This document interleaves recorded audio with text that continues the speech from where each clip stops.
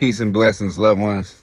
I haven't done a video like this in a while. Sometimes I don't know if people want to be like preached to, but sometimes I get inspired and I have these moments I want to share. I pulled up at the car wash a couple weeks ago trying to get the whip cleaned up, and I ran into an old buddy that I used to run with when I was younger. He was with his son, and he was trying to get his son's car washed, get him fixed up nice because he just got a new job.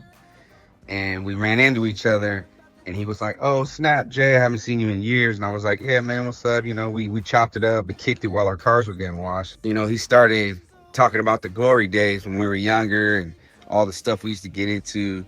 And he was kind of telling his son, you know, about the lifestyle, kind of the wild adventures we had. And then he goes to his son and he tells his son, and he points at me and he goes, "Yeah, the homie Jay right here, he used to have all the ladies. He was the player when he was younger." And it's like you see that his son's eyes light up like, "Ooh, give me the game, OG." You know, lace my boots a little bit.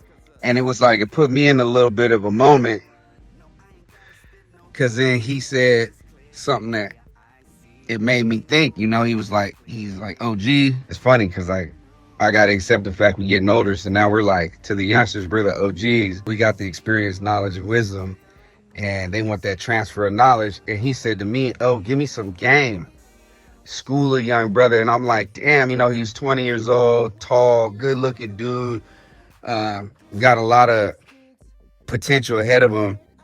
And the first thing I thought of when he said, "Give him some game," was like, I don't think this answer is going to go the way you think it's going to go, because the game that I gave him, and I looked at his pops, and this is my old running buddy. I said, "Hey, man, I don't mean to preach at your son, but I'm going to give him some game." And he goes, "Yeah, give him some game."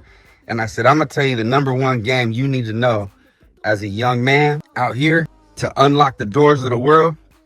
I said, "The number one thing you got to pay attention to and put your energy into is controlling your lust.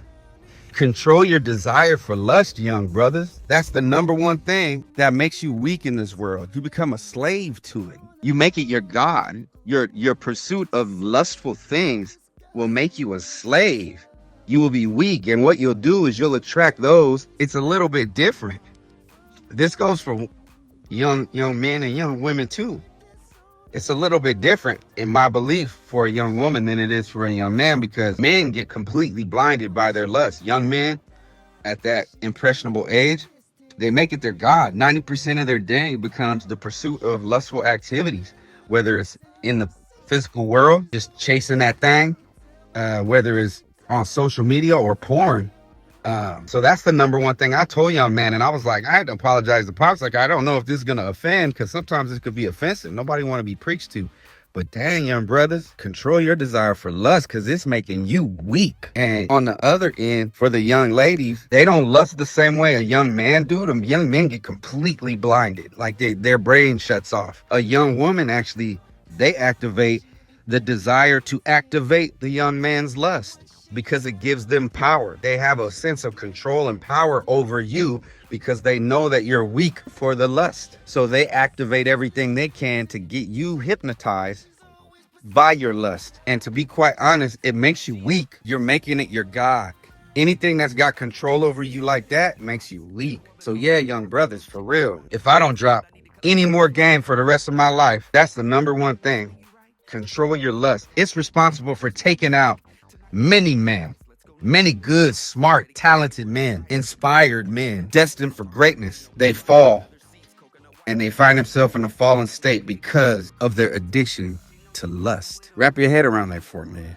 That's all the game you need. Keep it player. And in 2025, keeping it player doesn't mean juggling a bunch of women. Being a player is being cool, being smooth, being unwavering, centered, grounded, not easily moved. That's player. That's chill. That's vibes. That's what you need to do. Not allow yourself to fall victim to that lust, because it will control you. That ain't player, to be completely led by lust, bro. You're weak. You're powerless to it until you take back control. Put God first, man. Put God first, and the doors of this world will open up to you. Opportunities, blessings will fall upon you. If you pursue lust and lustful activities, you will find yourself cursed. because you took the bait. So I know that was a long-winded rant, man. I just wanted to drop some game on you, man. Just like I told the youngster at the car wash, man. That's the #1 player game I give you, bruh. Control your lust. Kirk out.